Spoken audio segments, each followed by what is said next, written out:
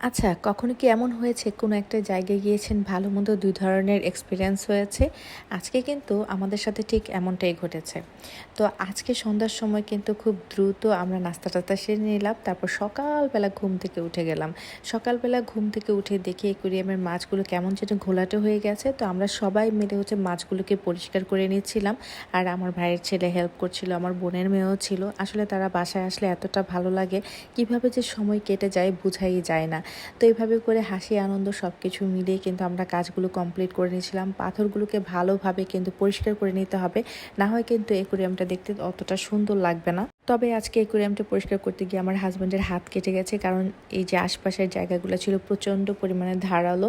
যাই হোক, এই জিনিসগুলো আসলে খেয়াল করে কাজ করতে হবে, আর এই জিনিসগুলো দেখতে যতটা সুন্দর পরিষ্কার করা ততটাই কঠিন। তো সন্ধ্যার সময় মা তেলের পিঠা বানাচ্ছিল। এটাকে আমাদের এলাকায় মানে কুমিল্লায় বড়া পিঠা বলে, তেলের পিঠা বলে, অনেক জায়গায় আবার পোয়া পিঠা বলে। যাই হোক, পিঠার নাম যাই হোক না কেন, খেতে কিন্তু বেশ মজা লাগে। সবাই মিলে এত আনন্দ করছিলাম পিঠা বানানোর সময়। আমার মা পিঠা বানাচ্ছিল, আমার ভাইয়ের ছেলে এসে বারবার আমার মাকে খোঁচাচ্ছিল, দুষ্টামি করছিল। যাই হোক, পিঠাগুলো দেখতে দেখতে হয়ে গেল, আর এতটা সুন্দর লাগছিল দেখতে, মন চাচ্ছিল এখনই খেয়ে ফেলি। ভয়েস ওভার দিতে গিয়ে খুব খারাপ লাগছিল, মনে হচ্ছে যে এখনই খেয়ে ফেলবো। যাই হোক, আজকে আমরা বের হয়ে যাচ্ছি একটা রেস্টুরেন্টে যাব বলে।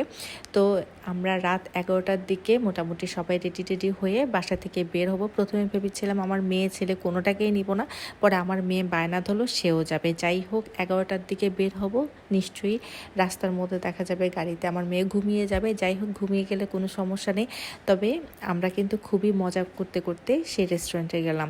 যাই হোক, রেস্টুরেন্টে গিয়ে কেমন লাগলো, কী ধরনের এক্সপিরিয়েন্স হলো, সব কিছুই শেয়ার করব। তবে যাওয়ার সময়ের এই যে রাস্তায় আমরা এত মজা করেছি, এটা আসলে সবাই মিলে কোথাও যাওয়ার আনন্দটা অন্যরকম ভালো লাগে। আমরা যখন হাজব্যান্ড ওয়াইফ আমাদের বাচ্চা কাচ্চা একসাথে বের হই, অতটা মজা লাগে না সত্যি কথা বলতে। এই যে সবাই মিলে বের হয়েছি, এই যে আমার বোনের ছেলে, বোনের মেয়ে, ভাইয়ের ছেলে, তো আমরা সবাই মিলে এত এত আনন্দ করছিলাম, নাচানাচি করছিলাম। কিছুটা জ্যামে পড়েছি, কিন্তু কখন জ্যামে পড়েছি, কখন ফাঁকা পেয়েছি, এগুলো আমাদের একদমই মাথায় ছিল না, কারণ আমরা এত হাসাহাসি মজা করছিলাম, একটু গান শুনছিলাম, একজন একজনের সাথে খোঁচাখুচি, দুষ্টামি, এভাবে করে করে কিন্তু সময়টা পার হয়ে গেল। তো ফাইনালি আমরা অনেকটাই চলে আসলাম 300 ফিটের কাছাকাছি। তো 300 ফিটে অলরেডি আমরা উঠে গিয়েছি, আর কিছুক্ষণের মধ্যেই কিন্তু আমরা রেস্টুরেন্টে চলে আসবো। তো এয়ারপোর্ট দিয়ে কিন্তু ওই রেস্টুরেন্টে যেতে হয়, আর রেস্টুরেন্টের লোকেশনটা কিন্তু খুবই ইজি। যারা 300 ফিট দিয়ে যাবেন, ঢাকা থেকে যারা বের হবেন, তারা কিন্তু হাতের বাম দিকে ম্যাঙ্গো রেস্টুরেন্টটা দেখবেন।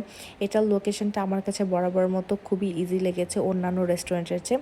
আমরা এর আগে 300 ফিটে একটা রেস্টুরেন্টে গিয়েছিলাম, সেটা খুঁজতে আমাদের খুব কষ্ট হয়েছে। এই যে ম্যাঙ্গো লেখা, একদম মানে চোখে পড়ার মতন একটা সাইনবোর্ড, এবং একদম রাস্তার ধারে, ভেতরেও যেতে হবে না, অলিগুলি নেই।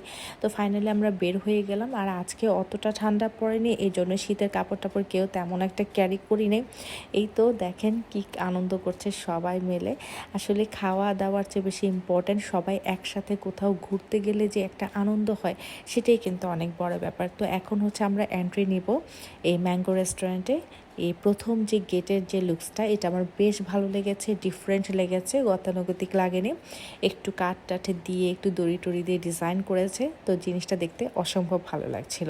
সো এখন এন্ট্রি করা যাক। এই তো আমরা রেস্টুরেন্টের ভেতরে ঢুকে গেলাম। বিশাল বড় একটা প্লেস, ভালোই লেগেছে, লাইটে জল করছে চারদিক। তবে রাতের বেলা এসে ভালোই হলো, কারণ দিনের বেলা আসলে কিন্তু এই লাইটগুলো এরকম করে সুন্দর জ্বালানো অবস্থায় থাকতো না। তো এই তো পরিবেশটা খুব সুন্দর লাগছে, চমৎকার একটা ভিউ। আর আমরা আস্তে আস্তে প্রায় অনেক রাতে হয়ে গেল, আমরা গিয়েছিও অনেক লেট করে। এখানে ছোট্ট একটা প্লেস রয়েছে, এখানে পিঠা বানায় একটা মহিলা, তো এখান থেকে পিঠা কিনেও কিন্তু খাওয়া যাবে। তো যাই হোক, এখান থেকে আমরা কিছু নিইনি। আর এই যে বাচ্চাদের খেলাধুলা করার জন্য কিছু দোলনা, কিছু জিনিসপত্র ছিল, যেটা আমার কাছে ভালোই লেগেছিলো। একটা গ্রামীণ পরিবেশের একটা ভাইবস দেওয়ার চেষ্টা করেছে তারা। তো যত কিছুই আমার কাছে মনে হয়েছে যে না, বেশ ভালোই লেগেছে। তো খাবার দাবারের পালাটা তো এখনও আসেনি, খাবার দাবারের পালাটা আসলে আসলে বলা যাবে যে অ্যাকচুয়ালি খাবারের দিক থেকে কেমন তারা। এই তো লোকেশনটা কিন্তু খুবই সুন্দর, ভিউটা অনেক ভালো লাগছে। রাতের বেলা এসেছি, এই জন্য এতটা সুন্দর লাগছে কিনা আমি জানি না। আমরা এই পাশটাতে বসেছি, তবে গরমের দিনে আসলে হয়তো হয়তো একটু গরমও লাগতে পারে। তো উইন্টারে এসেছি, আর খুব বেশি যেহেতু ঠান্ডা পড়েনি এই জন্য অতটা খারাপ লাগছিল না। সবাই ভিডিও করছিল, পিকচার ক্লিক করছিল। তো এভাবে করে কিন্তু আমাদের একদম অনেক রাত পর্যন্ত কিন্তু পার হয়ে গেছে।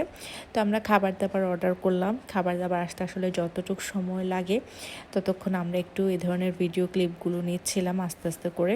আর আজকের এই ভিডিওটা কিন্তু অনেক লং হচ্ছে, আমি জানি না আপনারা বোর হয়ে যাচ্ছেন কিনা। আমার ভিডিওটা অবশ্যই দেখবেন।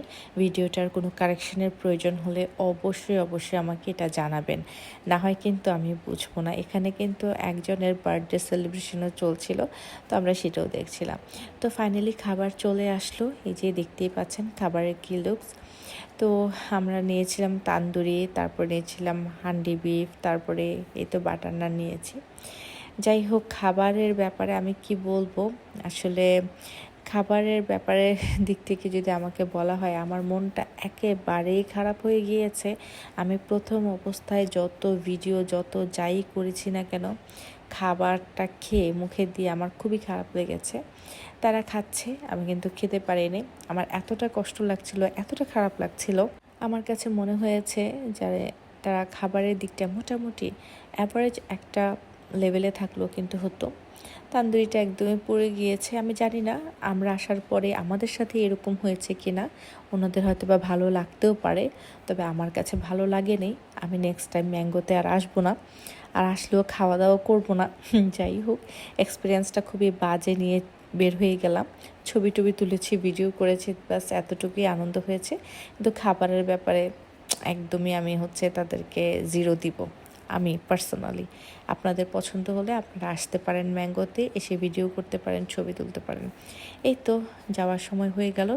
সবাই ভালো থাকবেন, আমার পেজের সাথে থাকবেন, ভিডিওতে একটা সুন্দর কমেন্ট করবেন, আর কোনো কারেকশনের প্রয়োজন হলে অবশ্যই জানাবেন। আল্লাহ হাফেজ।